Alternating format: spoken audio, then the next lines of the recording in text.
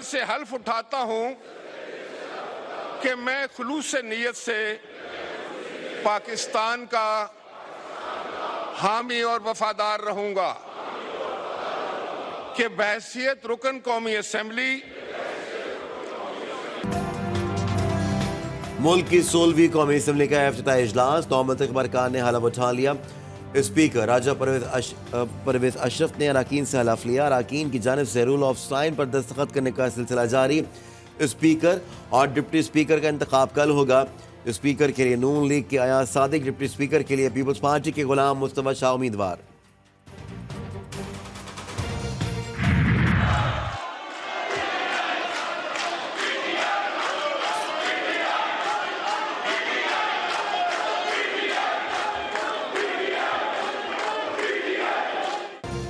कौमी असम्बली का हंगामा खेज इजलास। ऐवान में शोर शराबा। इजलास से कबल सुन्नी इत्तेहाद काउंसिल के अरकान का स्पीकर डाइस के सामने एहतजाज।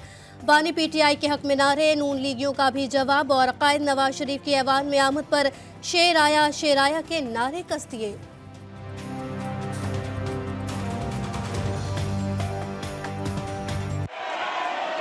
Order in the house please.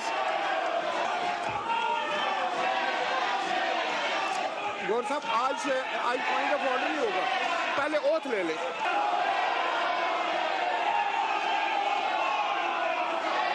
Order in the house please.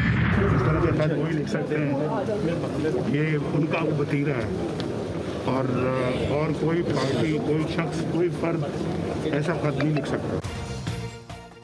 आलमी मालियाती फंड को खत लिखने की मजम्मत। नवाज शरीफ कहते हैं यह मुल्क दुश्मनी है, कोई सियासी जमात ऐसा खत नहीं लिख सकती। नाम तो वजीर आजम शहबाज शरीफ बोले तहरीक इंसाफ ने IMF प्रोग्राम को सबताज करने के लिए मुल्क दुश्मनी की, ये मुल्क की बर्बादी चाहते हैं।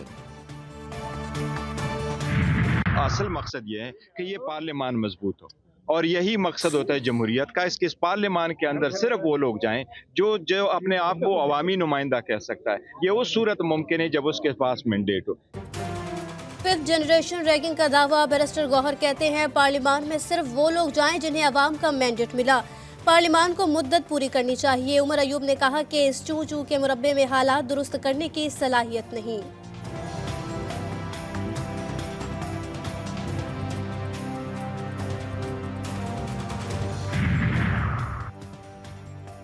निगरां वज़ीर आज़म का लबुलहजा काबिल अफसोस।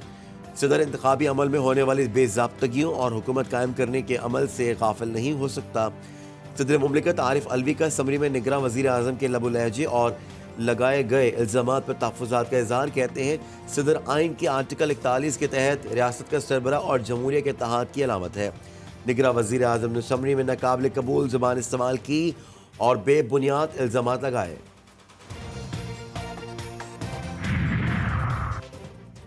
सुन्नी इत्तेहाद काउंसिल को मखसूस नशिस्तें मिलेंगी या नहीं, इलेक्शन कमीशन महफूज फैसला आज सुनाएगा। गुज़िश्ता रोज समात के दौरान नून लीग, पीपल्स पार्टी, MQM की सुन्नी इत्तेहाद काउंसिल को नशिस्तें देने की मुखालफत। चीफ इलेक्शन कमिश्नर ने नशिस्तें न लेने से मुतालिक सरबराह सुन्नी इत्तेहाद काउंसिल का खत सामने ले आए। PTI वकील का खत से लाइलमी का इजहार। हमने 23 तारीख के खत के जवाब में 26 तारीख को खत तहरीर किया कि सुन्नी इत्तेहाद कौंसिल ने जनरल नशिस्तों के ऊपर इलेक्शन नहीं लड़ा। इस वजह से हमने 8 फरवरी को खवातीन को टिकट जारी नहीं किए अंडर आर्टिकल 206 जो रिक्वायरमेंट है। अब इसका मखसूस नशिस्तों के साथ कोई लेना देना नहीं है।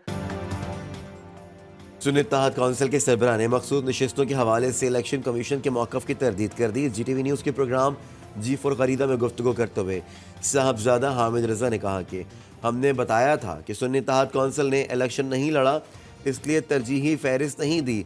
इस बयान का मखसूस नशिस्तों के मामले से ताल्लुक नहीं।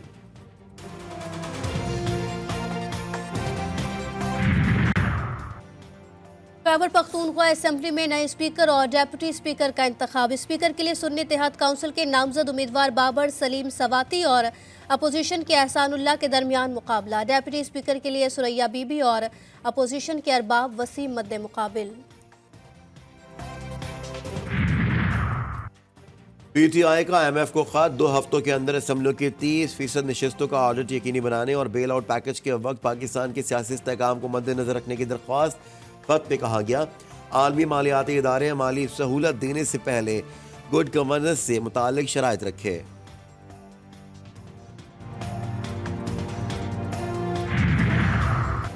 अमरीका कर्जों और बैनुल-अक़वामी फाइनेंसिंग के शैतानी चक्कर से आज़ादी के लिए पाकिस्तान की कोशिशों का हामी। महकमा खारजा के तर्जुमान मैथ्यू मिलर ने कहा कि पाकिस्तानी मईशत की तवील मुद्दती सेहत इसके इस्तेहकाम के लिए अहम है। नई हुकूमत को फौरी तौर पर मुआशी सूरत हाल को तवज्जो देना होगी। बलूचिस्तान असम्बली के हल्का PB7 ज़ियारत की तहसील